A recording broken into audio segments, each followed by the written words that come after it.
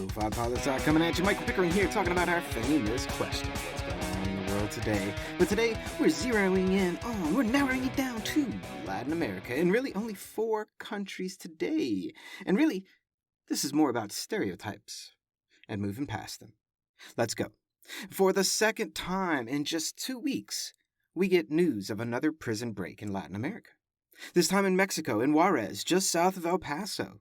30 people escaped, and there was a loss of life in the process. And Mexican authorities believe it's a prison break related to cartels and gangs. But the investigation is ongoing, as is the effort to find most of these people.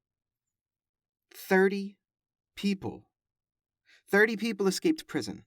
That's a lot of people to escape prison at one time. And how'd they do it?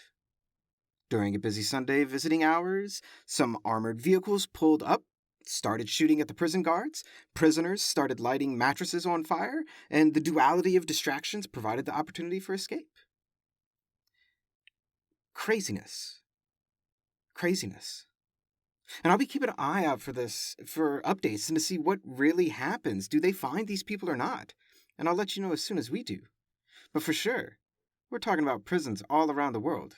Coming up soon. Now to Cuba we go, and the U.S., but the United States National Park Services, to be particular about it, out in Florida, have closed down the Dry Tortugas National Park out in the Florida Keys because hundreds of Cuban immigrants started arriving via boats in the past few days. And the Park Services said they can't handle the numbers, so they just closed the national park. And with that, what I really want to do is combine our stories here, as well as with the next one, and bring it all together into one conversation. And talk about stereotypes. Because, this one here about Cuba, it's all about stereotypes in Cuba and people leaving Cuba because, communist governments. And the Mexico story, it's all about, it's a failed state and corruption, and they can't control their prison populations because of corruptions. And, people like El Chapo and other high-profile cartel leaders always get sent to the U.S. instead of being tried and put in prison in Mexico. Or even that, Venezuela is an economically and diplomatically cut-off country from the rest of the Americas because of U.S. sanctions. All American stereotypes of Latin American countries.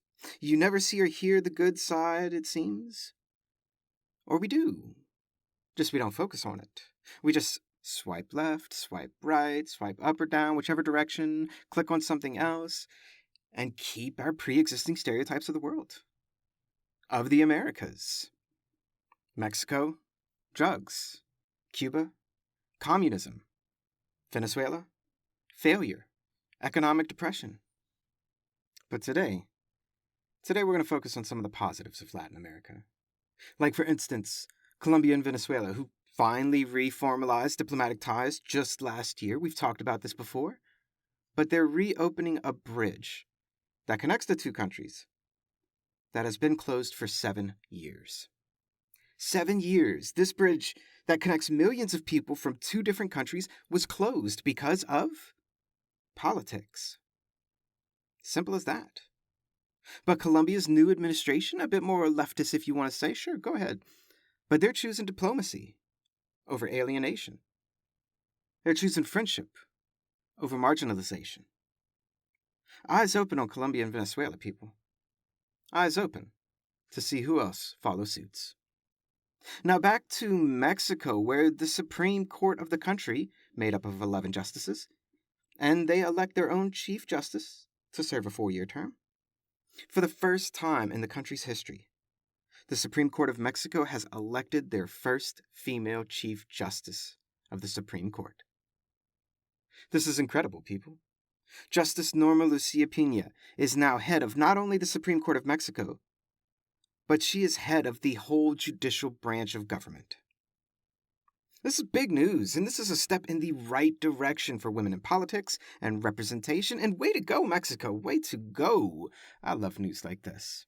Now, let's switch back to Cuba, and we're going to talk about, wait for it, sports and politics, because of course sports have politics, and we all know sports are so political. But Cuba has just recently decided to open up boxing to women. Now let that sit for a second. And specifically, we're talking about competing for Cuba internationally and at the Olympics. And you may think, oh, Cuba is so late to the game on this. But are they? Are they really? Women's boxing as an Olympic sport didn't exist until 2012. So is Cuba late? Sure, a decade after the fact. But moreover, I think the Olympics was late, wasn't it? But back to Cuba. This is great. Increasing gender inclusivity and representation of women in international sports for the country? That's good news indeed. And did I just become a sports promoter? Tune in tomorrow to find out. And that's a brief snapshot of what's going on in the world today. Check us out on Instagram and LinkedIn. People, connect to us. Always remember that Lofi Poli Sci is more than just me. It's the we that we be. Talk to you tomorrow, Lofi listeners. Pickering, signing off.